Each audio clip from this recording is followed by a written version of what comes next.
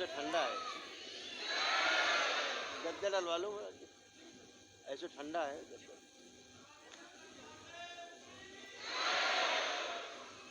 ओम। बोलिए सद्गुरुदेव भगवान की, गुरु माता की, भगवान भोलेनाथ की, माता कामाख्या की, सभी संतों की, गौ माता की, बोलिए सच्चे दरबार की, करौली शंकर महादेव की, हर हर महादेव।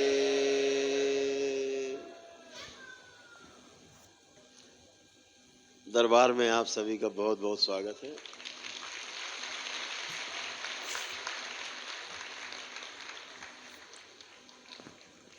आज कार्यक्रम की शुरुआत एक छोटे से ध्यान से होगी और उसके बाद दीक्षा का कार्यक्रम शुरू होगा। तो जो भी लोग हैं सभी, चाहे वॉलंटियर्स भी हैं, सभी लोग जो बाहर हैं वो भी बैठ करके साइड में जगह है, इस ध्यान में भाग ले सकते हैं सभी लोग। एक छोटा सा ध्यान करने के पश्चात फिर आज की कार्यवाही शुरू होगी। तो सभी लोग अपने अपने स्थान पे जहाँ पर भी जैसे भी हैं वैसे ही बैठ जाएंगे, फिर आगे व्यवस्था जैसे चलेगी फिर आप अपनी व्यवस्था में फिर से पहुँच जाइएगा। अभी जहाँ भी आपको जगह मिले वहीं बैठ करके और ध्यान कर सकते हैं।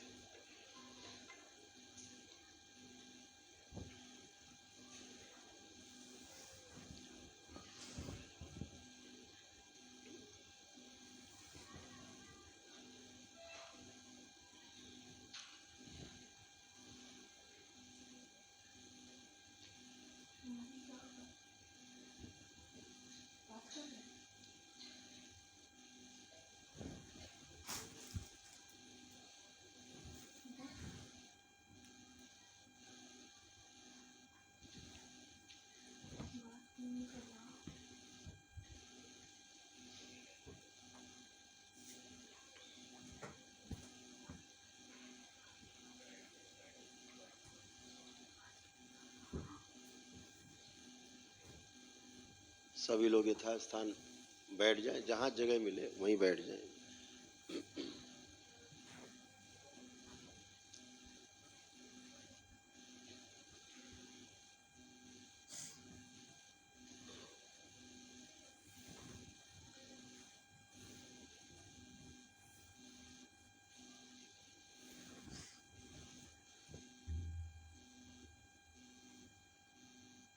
सभी लोग ध्यान देंगे।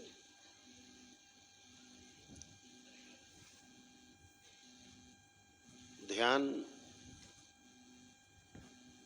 वस्तु के रूप में क्या है?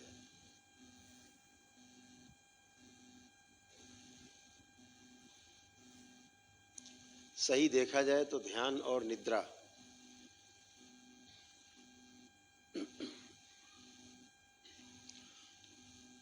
होश पूर्वक होने वाला जो घटनाक्रम है, जो घटना है, वो ध्यान है।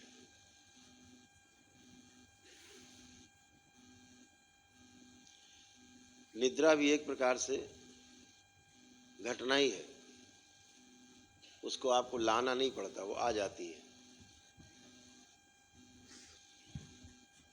लेकिन उसके लिए कुछ क्रिया करनी पड़ती है।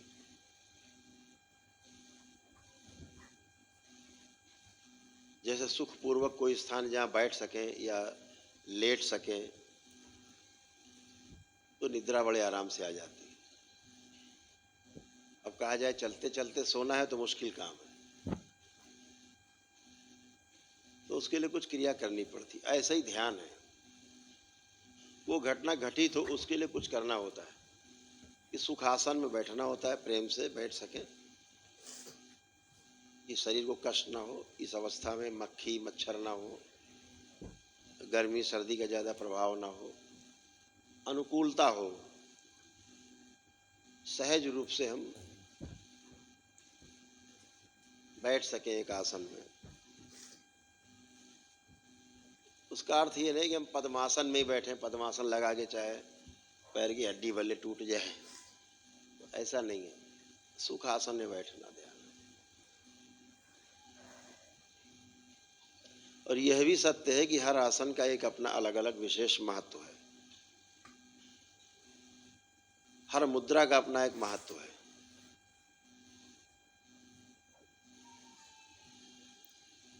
तो ध्यान एक घटना है जिसके लिए हमें कुछ उसके लिए व्यवस्था करनी होती है। सुखपूर्वक बैठना पहले, दूसरा कि हम भूतकाल से और भविष्य से अपने को विरत रख सके। भूत और भविष्य में जाए बिना जो घटना घटती है उसका नाम ध्यान है। वर्तमान में रहने का नाम ही ध्यान है। वर्तमान में रहा कैसे जाए, ये एक बहुत बड़ी समस्या मानव जाति के सामने है।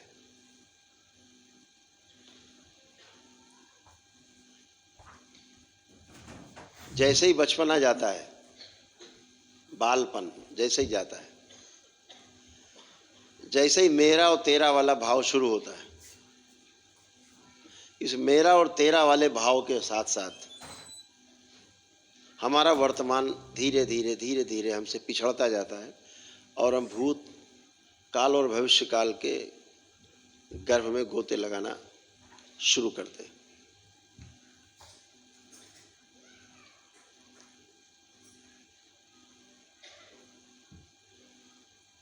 तो इससे कैसे बचा जाए कि हम भूतकाल में जाए बिना, भविष्य में जाए बिना वर्तमान में रह सकें? तो एक भाव है, उसको हम लोग कहते हैं साक्षी भाव, दृष्टा भाव।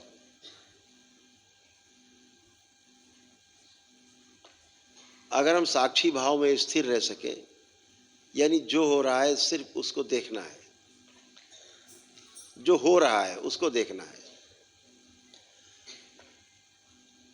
जो हो गया जो होगा उसे देखना साक्षी भाव नहीं है। जो हो रहा है उसे देखना। जैसे कैमरा है, कैमरा जो सामने हो रहा है उसको देख रहा है, कैमरा उसी को देख रहा है। भूतकाल को कैमरा नहीं देखता, भविष्य को कैमरा नहीं देखता। ये कैमरा किसको देख रहा है? वर्तमान को। आपके इस वर्तमान के क्षण को, अपने इस वर्तमान के क्षण को स्क्रीन पे दिखा रहा है। ये साक्षी भाव है, कैमरा जैसा बन जाना है।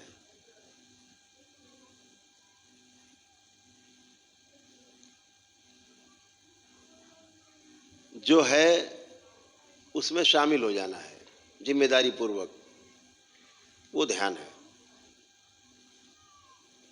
तो ध्यान करना नहीं होता, ध्यान हो जाता है, ध्यान होता है। ध्यान एक घटना है, ध्यान क्रिया नहीं है। ध्यान के पहले किए जाने वाला हर कार्य क्रिया है, लेकिन ध्यान क्रिया नहीं है। ध्यान तो हो जाता है, पता नहीं किस समय आप ध्यान में चले जाएं। जैसे निद्रा के लिए आपने व्यवस्था की, बिस्तर लगाया, तकिया लगाई, चादर रखा, रजाई रखी, लेट गए, आप ओढ़ भी लिया, लेकिन नींद अभी नहीं आई है। अभी आपने क्रिया की है, केवल आंख बंद किया, अंतिम क्रिया है ये, वो सोने वाली। आंख बंद कर लिया आप, अभी सोच विचार चल रहे हैं। आंख बंद होने के बाद भी सोच विचार जारी है, भूत और भविष्य में गोते अभी लग रहे हैं।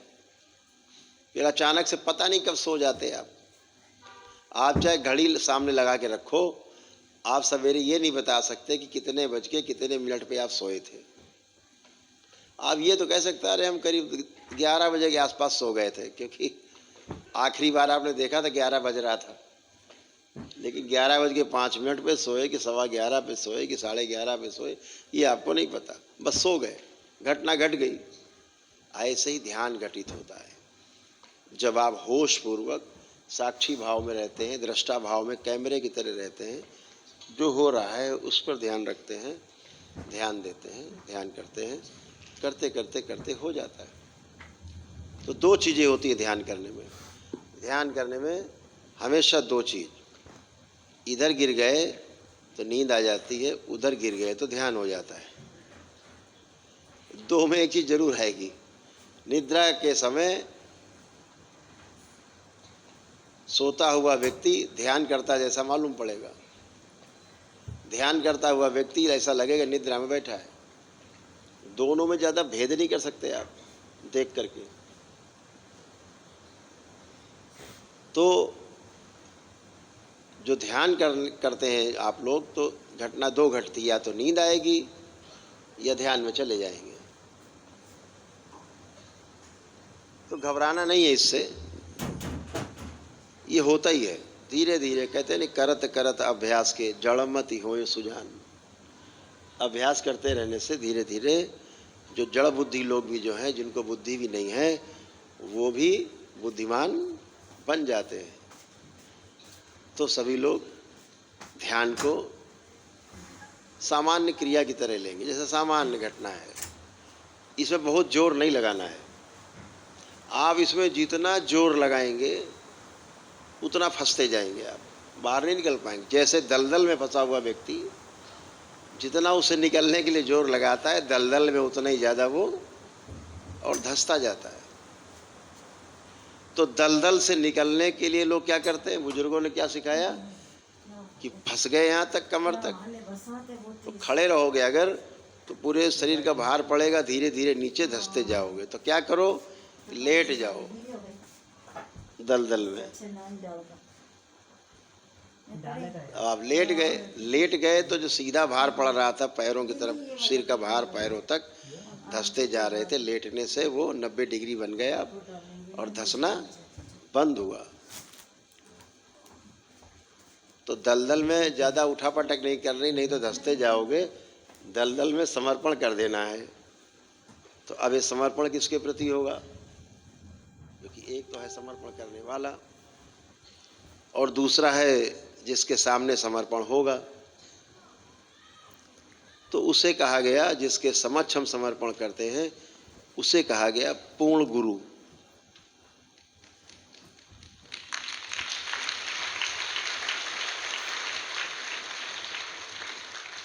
तो बाबा जैसे पूर्ण गुरु यदि हम उनके समक्ष अपना समर्पण कर देते हैं कि जही विधि हो ही नाथ हित मोरा, करहु सुवेग दास मैं तो।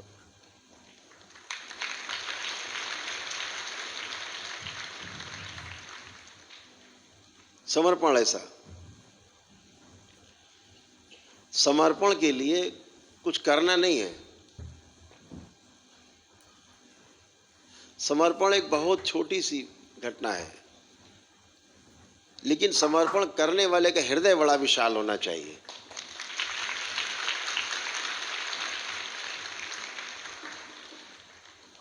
अगर हृदय विशाल नहीं है तो घटना बहुत बड़ी लगेगी समर्पण की। कैसे करें समर्पण, चला ना जाए सब कुछ चला जाएगा समर्पण। कुछ तो बच के रख जाए, कुछ तो रख ले बचा के। अरे भाई, समर्पण का अर्थ ही है सब कुछ लुटा देना। गुरु के सामने सब कुछ लुटा दिया, बचा ही नहीं। कुछ भी बचा के रख रहे हैं कि चलो ऐसा नहीं होगा तो फिर आगे ऐसा कर लेंगे। ये समर्पण की सबसे बड़ी बाधा है। जहां आपने विकल्प चुना, ऐसा नहीं होगा तो ऐसे कर लेंगे,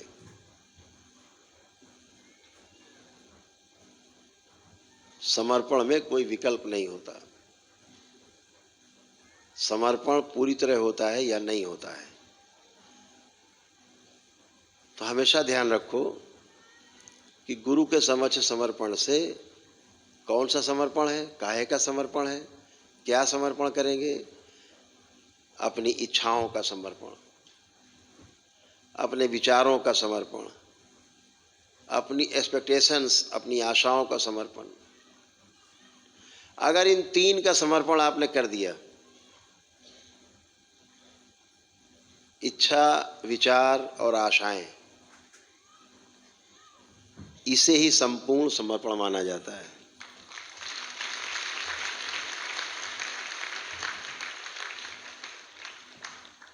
इन इच्छा, विचार, आशाओं में ही आपका काम, क्रोध, मद, लोभ, अहंकार,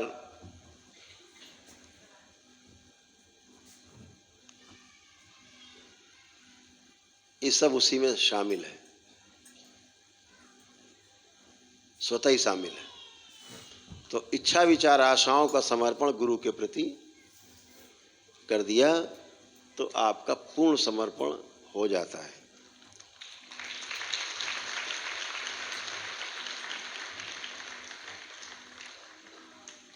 तो इसलिए जिस दिन समर्पण करते हैं, आप कभी देखो घर में भी माता पिता किसी भी काम के लायक, शारीरिक काम के लायक ना बचे हो, बिस्तर पे ही हो या कोई कार्य ना कर पाते हो वृद्धावस्था में, फिर भी अपने आप को महसूस होता है कि किसी का साया हमारे सिर पर है।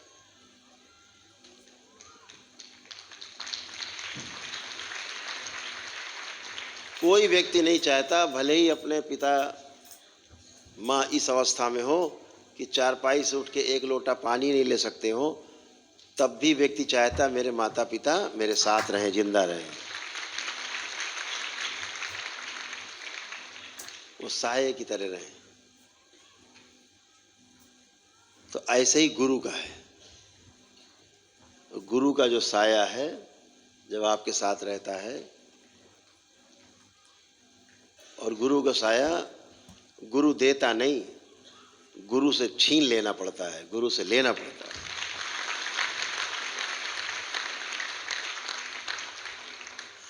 गुरु से कृपा मिलती नहीं है, हमेशा ध्यान रखना। आप सोचो गुरुदेव कृपा करो, बिल्कुल नहीं करेंगे। छीन लो कृपा, लूट लो।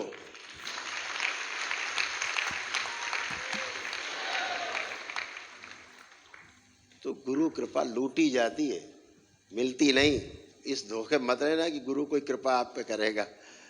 ये कृपा तो आपको लूटनी पड़ेगी। कैसे लूटोगे? समर्पण करके। हमने तो सब कुछ दे दिया, अब तो बचा ही नहीं कुछ। अब तो जो कुछ है तुम्ही से लेना है, अब तुम्ही से लूट लेना है, मेरे पास तो बचा ही नहीं। तो ऐसे भावना रख के गुरु के प्रति, बाबा के प्रति आपको चलना है जीवन में। तो आप सभी लोग एक 5-6 मिनट का एक ध्यान है करके, फिर उसके पश्चात दीक्षा का कार्यक्रम शुरू होगा। संगीत पर ध्यान करेंगे उसी प्रकार से जैसे रात्रि में किया था, क्योंकि संगीत हमारे अंदर है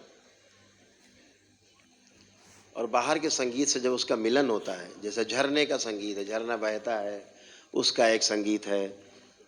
पक्षी चहचहाता है, उसका भी एक संगीत है।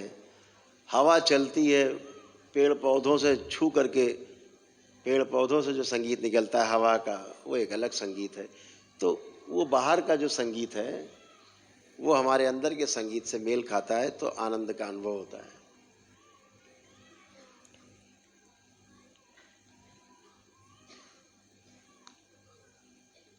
तो सभी लोग उस संगीत पर ध्यान करेंगे। उसके पहले कुछ दरबार का छोटा सा व्यवस्था है जो आपके साथ होगी। तो सभी लोग अपने बाल चोटी खोल के रखेंगे, नेत्र बंद करेंगे।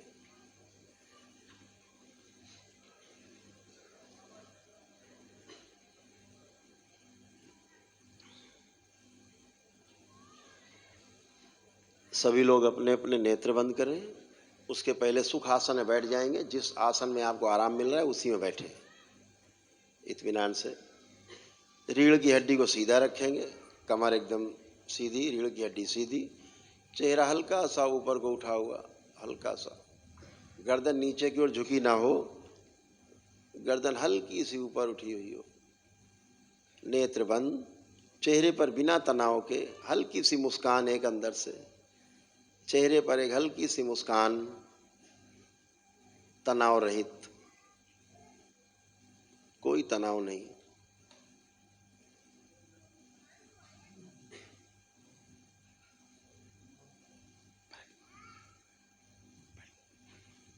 बैठ जाओ।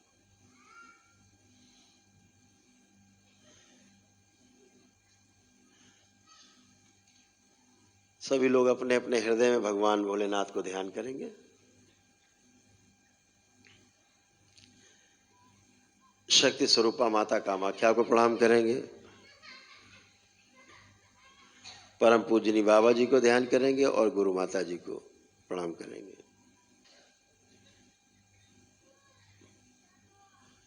कभी भी ध्यान करने के पहले ये प्रणाम ध्यान जरूर कर लेना है, बाबा और माँ को, भगवान भोलेनाथ और माता कामाख्या को।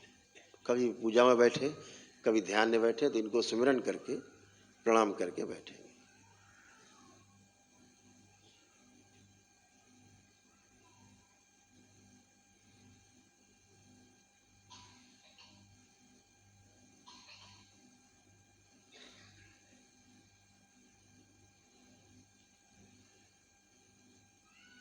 अपने आप को धीरे धीरे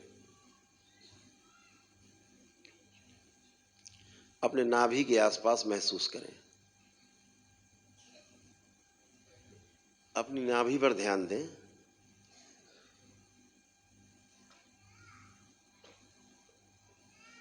एक गहरी श्वास अंदर खींचे, नाभि तक जाए, पूरा पेट फूल जाए और धीरे धीरे फिर वापस निकालेंगे नाक से। ऐसे 3 बार करें। गहरी श्वास अंदर खींचे, नाभि तक जाए और फिर धीरे धीरे बाहर निकालेंगे नाक से। ऐसे 3 बार कर लें। फिर सामान्य अवस्था में बैठे रहें।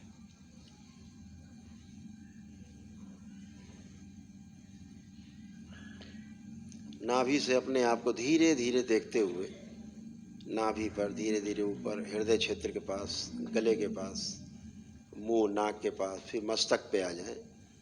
अपने मस्तक के बीचों बीच जहाँ महिलाएं बहनें बिंदी लगाती हैं, दोनों भवों के बीच में ध्यान दें। अपना ध्यान यहाँ पर स्थिर करें।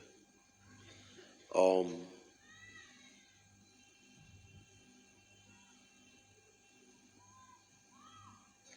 सभी के द्वार और ग्रंथियां आज्ञा चक्र तक खोल दी जाए।